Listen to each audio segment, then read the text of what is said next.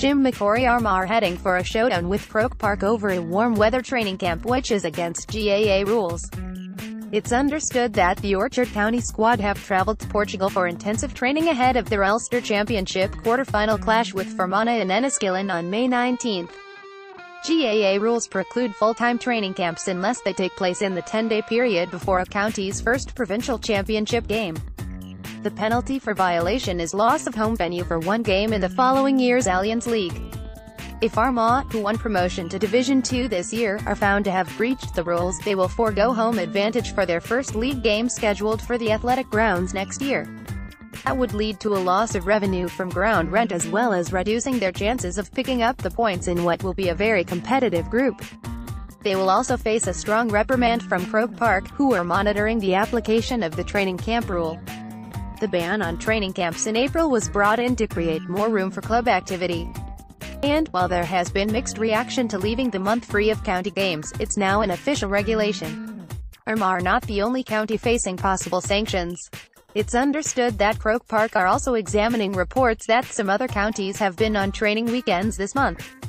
They too could be facing the loss of a home league fixture in 2019.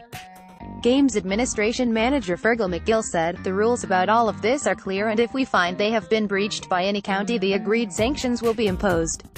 Meanwhile, Armagh assistant manager Jim McCorry has fired out a strong warning in advance of his team's Ulster Championship meeting with Fermanagh. The Orchard County may have drawn with Rory Gallagher's side in their league game and proved their masters in the Division 3 final, but McCorry pulls no punches in his assessment of their forthcoming task at Ulster Park in Enniskillen.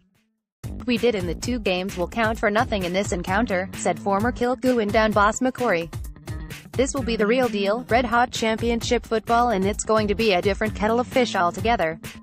Having said that, our players are working very hard and you can take it from me that Kieran McGeeney brought them down to earth with a bump following their victory at Croke Park. We know we have lots of things to work on, but the spirit within the camp is so good that people would think the team are more akin to a club side. At the same time, the players don't need to be told that their display against Fermanagh in the earlier stages of the league and their performance in the league final may have been good on those occasions, but that level of play would certainly not be up to the mark for the championship. People talk about winning Ulster, the Super -8s and all the rest of it, but the reality is that all we're talking about at the minute is one game. That's the be-all and end-all. Belfast Telegraph.